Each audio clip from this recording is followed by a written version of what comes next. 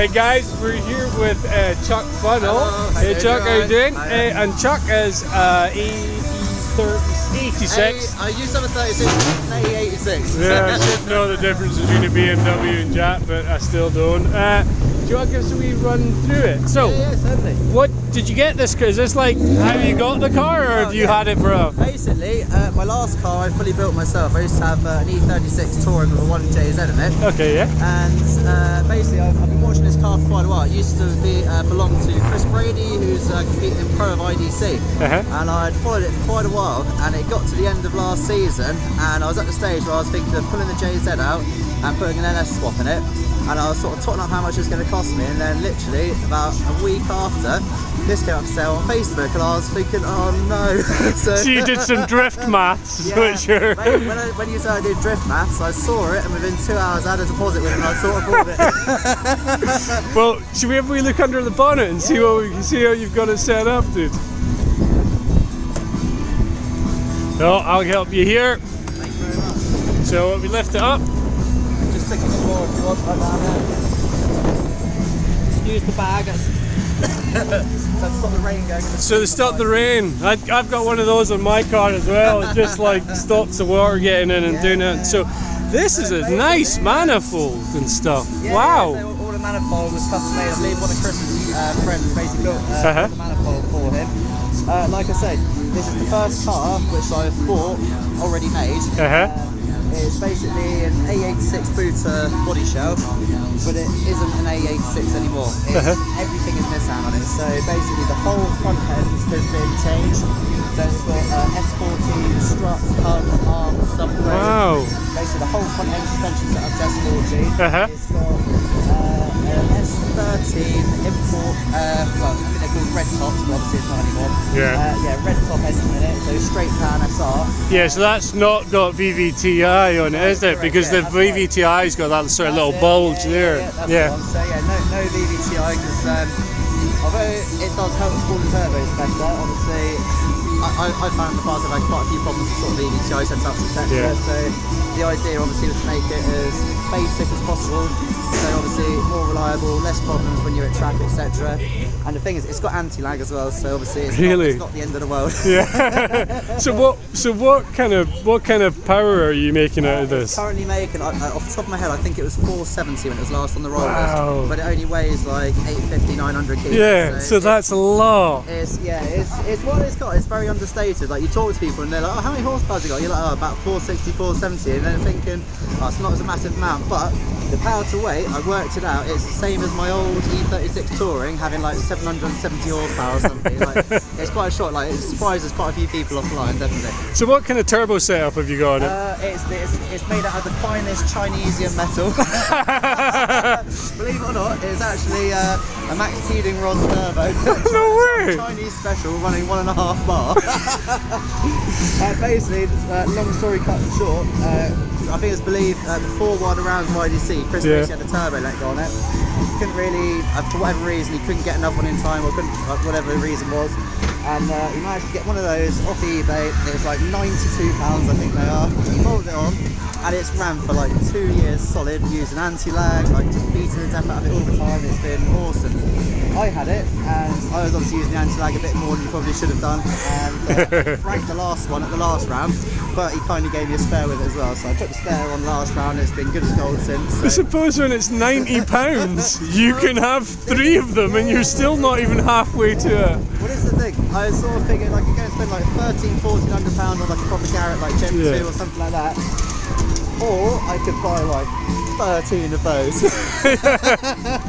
Well, I'm glad that's working out for you. So the engine's fully forged. Yeah. Basically it's been rebuilt from the bottom end up. It's got ZRP rods. I think it was Wassenaar pistons.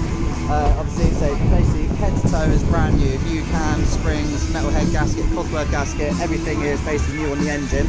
But yeah, say in my opinion, the only thing that lets it down is sort of the Chinese turbo flex, but it does work. So it's one of those. If it works, yeah. If it works, don't try and fix it. Yeah, totally. So can we have a wee look in the driver, see what it's like in the inside? Yeah, I'll pop in from this side. Yeah, yeah. You really see how small it is. It is tiny. Like Yes, my old BMW, it was a breeze getting in and out of. Everything was lovely and spacious. I could put like a million wheels in the back. This is unfortunately slightly different, but it's one of, I'm gonna say it's probably the most fun car I've ever driven. Like it really is. It's very tricky to drive. My BMW is a hell of a lot easier to drive, like so much easier. I pretty much just steered itself because I've done like quite a lot of work on the suspension setup on it.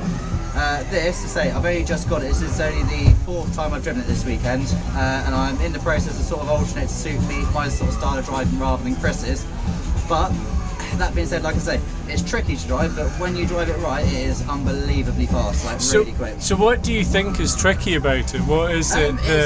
Basically, because it's quite a short wheelbase, like for the BMW wheelbase was a lot longer, and you had a lot of time between transitions. The car sort of, you could throw it about and make it like sort of react fast, but this reacts a lot slower. A lot faster, sorry. So basically through transitions, funny enough, the first time I took it out at Santipod, I had one of my friends chasing me, and I transitioned so fast through the centre section, he thought I was spinning out and he span out behind me, but I was literally just transitioning normally. But yeah, it's tricky, but I am getting used to it slowly but surely. So yeah, I love driving it, really like driving it. I think Chris said to me, Dwayne McKeever drove it, and he said although his S13 is obviously so much easier to drive, and obviously in a competition, obviously he's got more chance of doing better in it because it is a lot easier to drive, but he said this thing was like one of the most fun things he's driven. So what box do you use on this as well? This is the thing, the whole car is, like I say, it isn't really an A86 anymore, so obviously the shell is A86. The front suspension is set up as S14, the engine's obviously 200SX, the gearbox is a 350Z gearbox, and it's actually got a bit of history behind it. That is the box which came out of James Dean's RX-7. No way! Yeah, so it's got James Dean's old box in it, which I believe Chris brought for him because obviously James Dean's dad's obviously a bit of a legend. Obviously done a lot of work in sort of the upkeep of it, made sure everything was running sweet, so it's obviously got a reconditioned gearbox in it. And then it's mated to S14 rear subframe. Yeah, so rear subframe. So come around the back. Yeah, we'll have a wee look at the back. Yeah, if you look under the back of it, sorry, the ground's a bit grubby. Yeah, it's had complete S14 rear subframe setup. Oh yeah. And funnily enough, if you actually look, you can see my accident I had yesterday. The subframe where it's welded down the bottom, there's a hole punch on the left-hand side. On my first qualifying lap, unfortunately the drive shaft decided it wanted to part company with the car. It threw the CV joint, partially through the subframe, cracked where the subframe joins together, and bent all the output cup on the diff. So we had a bit of a nightmare because it literally was as I left the line for my first qualifying lap. So thankfully my teammates have been awesome. So Chris, Molly and Julie Robinson, who's driving the Pro, basically everyone mucked together, and Dan as well, who's helping Louis over there. Managed to get the whole car back together, managed to just get out for lap 2, but where it's punched a hole in the back, it's where the rear traction rod connects onto the subframe. So the rear wheel was like quite a lot out, and it just felt a bit interesting to drive. So yeah. It was a bit washy, but I still sent it in pretty hard. Managed to snap the spoiler off as well. This, mate, was probably about the right statement. Well, that was all straight before this weekend. The bumper was actually in one piece before the weekend as well. I sort of ran that over a little bit. But yeah, no, it's epic. I've just started running the extreme tyres as well.